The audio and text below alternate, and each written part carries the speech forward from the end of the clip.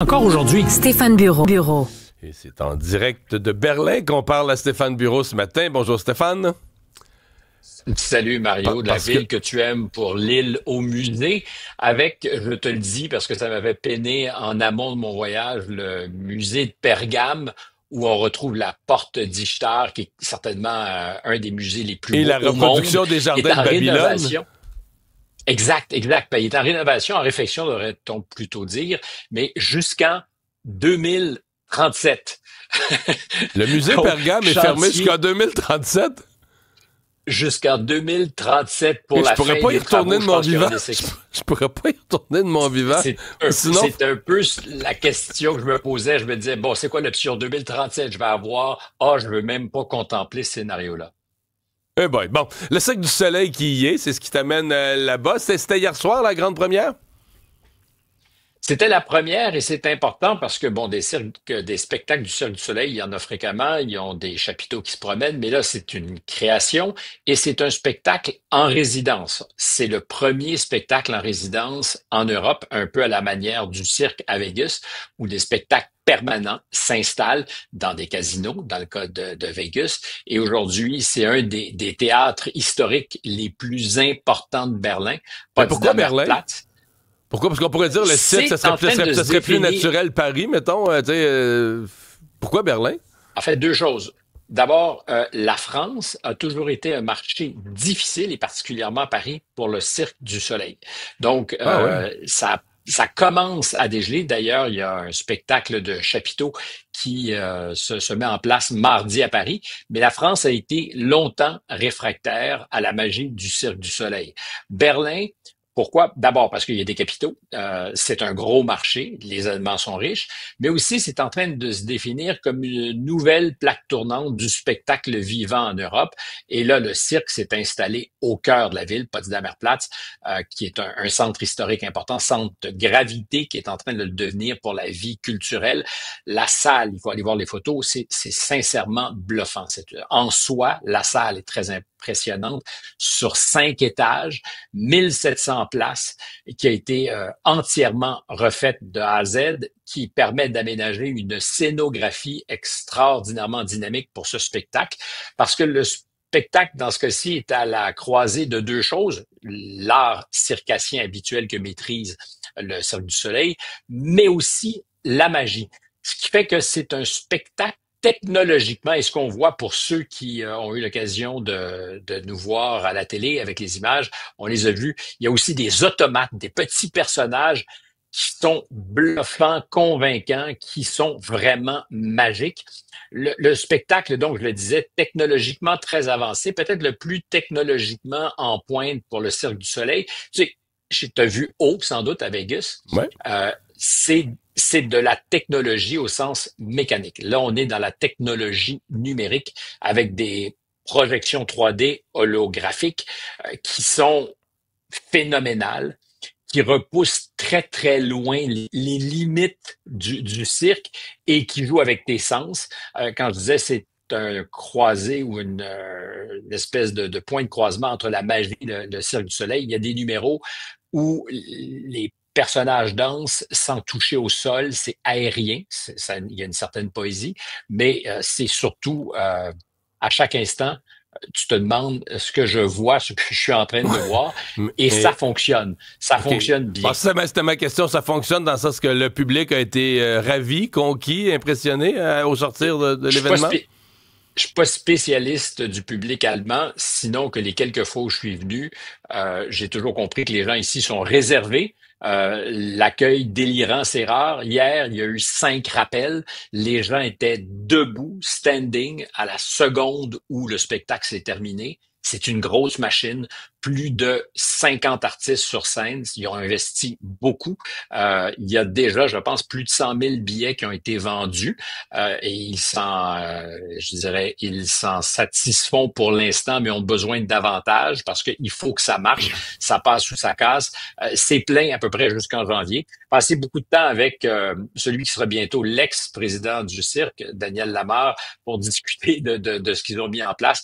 Il était satisfait, très satisfait, mais me disait aussi, il faut il faut qu'on réussisse à maintenir le rythme parce que c'est une grande salle, 1700 billets, et tu peux pas là, avoir un spectacle comme celui-là c'est des billets à vendre, 1700 tous les soirs, là. Oui. C'est du billet à vendre. Oui, avec 2 représentations certains jours. Il faut voir aussi, puisqu'on parle de magie, qu'il y a un mois, alors je sais pas si je peux le dire, mais j'imagine, parce que Daniel n'était pas m'a précisé que c'était qui me parlait confidentiellement, mais il y a un mois, puis c'est la logique de la plupart des spectacles de création, ils étaient très inquiets parce qu'ils ne voyaient pas le show aboutir. Et là, il y a eu une accélération formidable pour que la magie prenne et ça a pris. Le plaisir aussi d'entendre beaucoup de Québécois parce que il y a plein de gens, j'en connais dans la production, qui étaient ici depuis des semaines, soulagés. Puis dans le public aussi, beaucoup de Québécois aux côtés du glitterati berlinois. C'était une vraie première, Glamour. Okay. Et je sens que ça risque de fonctionner. Comment on prononce en allemand?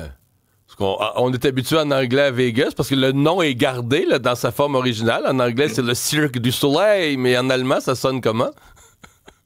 Le Cirque du Soleil, c'est-à-dire que c'est très bien prononcé. Ah ouais? Les Allemands vivent en Europe et sont capables de composer avec le français. Donc, c'est okay. Alizé, le nom du spectacle, et c'est le Cirque du Soleil. Il n'y a pas eu beaucoup de français prononcés sur scène après le spectacle, mais on respecte les traditions du cirque et c'est pas le Cirque du Soleil, c'est le Cirque du Soleil avec une connaissance de la marque exemplaire. Il n'y a pas de doute que... Alors, est-ce qu'on sait tous les détails de l'histoire? J'en sais strictement rien, mais la marque on est connue. Connaît très bien le très bon. Connu. Allons sur quelque chose de moins drôle, cette proposition de paix qui circule concernant l'Ukraine, qui est perçue par plusieurs comme une reddition, là, c'est-à-dire que ce serait pour l'Ukraine de donner des grandes portions de son territoire à la Russie.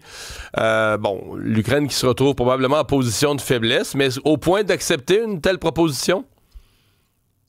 On le saura bientôt. Chose certaine, ils ont été consultés. Ceux qui sont probablement les plus surpris, j'ai pu parler hier avec des amis qui travaillent près du Quai d'Orsay à Paris, ce sont les Européens, les alliés européens qui étaient, à défaut d'être dans le noir, ne mesuraient pas exactement ce qui se négociait en coulisses. Ça s'est fait au cours des dernières semaines. Je pense que les Américains n'ont jamais renoncé à faire avancer un plan de paix, cette fois-ci en 28 points par rapport aux 20 points du plan de paix qui a été négocié pour Gaza, avec, c'est vrai, d'importantes concessions territoriales, des territoires qui deviendraient russes et pas que de facto, parce que les Américains, dans l'entente, s'engagent à reconnaître la juridiction russe sur certains de ces territoires, Louhansk, Donetsk, la Crimée. La Crimée, ça fait longtemps qu'on en parle.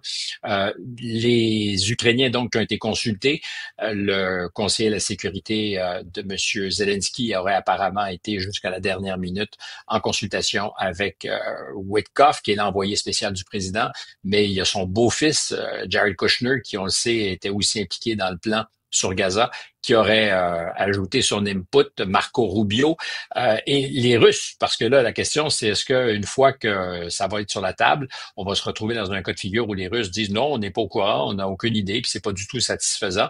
Et là, on sait qu'il y aurait eu une rencontre à Miami avec l'émissaire Dmitriev de Moscou et que le langage pourrait satisfaire les Russes, parce qu'il y a beaucoup de choses dans ces 28 points. Il y a le retour dans l'économie mondiale des Russes, le retour possible même des Russes au G8, plus G7. Oh. Une partie des fonds russes gelés en Europe, on en a parlé quelques fois chez Euroclear, serait par l'entente consacrée, donc des fonds russes, à la reconstruction de l'Ukraine. Il y aurait des garanties de sécurité. C'est là-dessus que ça a chopé la dernière fois. Garanties de sécurité qui excluent la présence de soldats de l'OTAN ou occidentaux en territoire ukrainien, mais quelque chose qui ressemblerait à la clause 5 qui lie les pays membres de l'OTAN, c'est-à-dire que si le territoire ukrainien était violé par les forces russes dans un éventuel conflit, les Européens, mais surtout les États-Unis, s'engagent à venir faire la guerre aux belligérants, dans ce cas-ci les Russes. Donc, c'est une précision importante, mais il faut voir, je ne sais pas si tu t'en souviens, quand les Ukrainiens, comme la Biélorussie d'ailleurs, avaient accepté de de se défaire de leur arsenal nucléaire en 1994. Les Ukrainiens avaient la troisième puissance nucléaire au monde qui était stationnée sur leur territoire, garant de souveraineté, parce qu'on imagine que si aujourd'hui ils avaient des missiles, peut-être que les Russes auraient agi autrement. Mais en 94, donc, ils avaient accepté de se défaire de leur arsenal nucléaire. Et il y avait 4 pays qui avaient garanti, mais c'était pas des garanties de sécurité. On parlait d'assurance. Et le mot ici est important parce que malgré ces assurances signées par les Américains, par les Anglais, puis il y avait évidemment les Ukrainiens et les Russes qui signaient, ni les Américains, ni les Anglais ont volé au secours de l'Ukraine quand la Russie a déclenché les hostilités en février 2022. Alors, c'est évident que s'ils disent, il n'y a pas de soldats chez nous, vous n'êtes pas à risque, mais que vous nous garantissez de venir nous sauver en cas de guerre, on veut justement quelque chose qui ressemble à une garantie, pas juste une assurance, et ça serait un deal de 10 ans que les Américains aux côtés des Européens signeraient. Ça implique que l'Ukraine renoncerait à être membre de l'OTAN et que l'OTAN dirait la même chose. Donc, c'est assez détaillé. Pour l'instant, les Ukrainiens disent on est en faveur d'une solution négociée, on est de bonne foi, on veut. Dans le détail, vont-ils se rallier à ça? Ils peuvent pas dire que c'est une surprise parce qu'ils ont été consultés. Mais je termine en disant que c'est pas un hasard. Non, mais est-ce qu'il serait prêt à céder autant de territoire? La question, c'est quelle marge de manœuvre ont-ils? Parce qu'en ce moment, encore une fois, sur le terrain, ils sont pas favorisés. Et la variable importante, c'est la force politique qu'a encore M. Zelensky. Je pense que c'est pas un hasard si les Américains ont laissé fuiter, parce qu'il y a des fuites qui sont à l'origine de tout ça, ou veulent publiquement parler. Zelensky est chez lui malmené par ce scandale de corruption, fragilisé. Voudra-t-il donc trouver une solution avant peut-être de perdre la main? On peut penser que les Américains profitent de l'occasion. Stéphane, merci de partager avec nous ton savoir et ta vie de jet-set.